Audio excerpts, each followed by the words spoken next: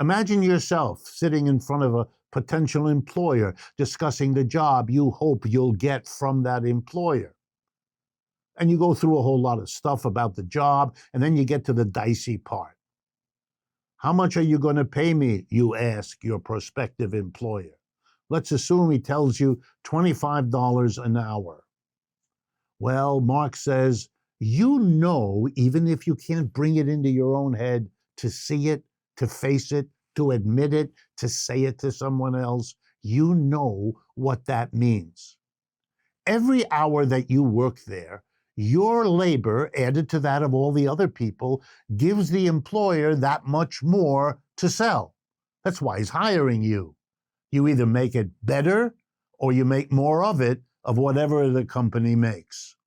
And you know that if the employer takes the extra you help to produce and sells it, he has to get more than $25 for the extra you produce per hour, because otherwise there's no point in hiring you. If all he got was $25 more per hour of your labor, and then he had to turn around and give it to you, there's nothing in it for him.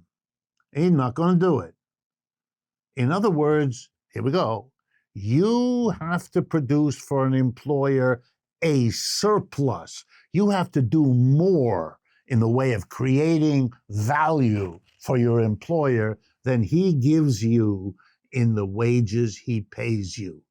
In other words, here it comes, folks, he rips you off.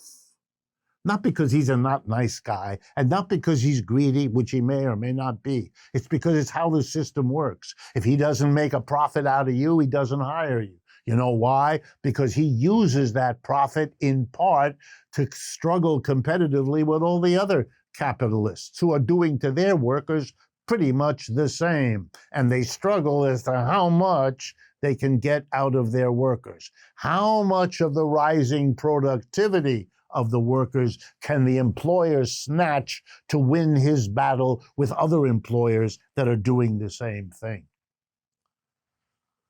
You would understand much more about the society if you saw that as the conflict that shakes it.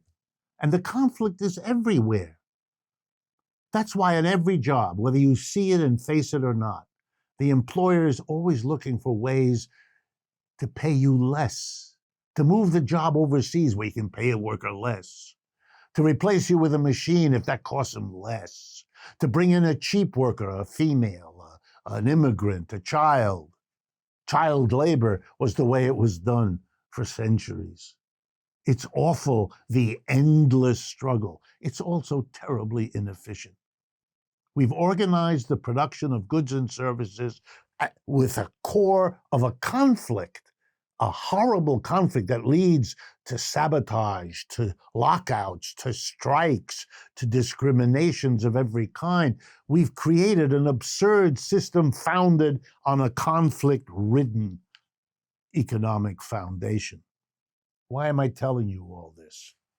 Because so many of our problems come out of these conflicts, these tensions, our personal problems, as well as our social problems, our strikes, our bitternesses, our angers, whether they take the form of finding a scapegoat to blame it all on or not.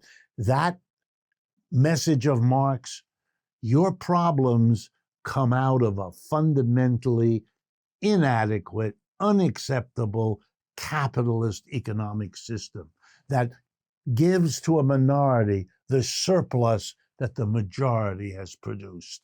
That inequality, that injustice at the core of this society constantly erupts, now here, now there, now in this situation, now in that one.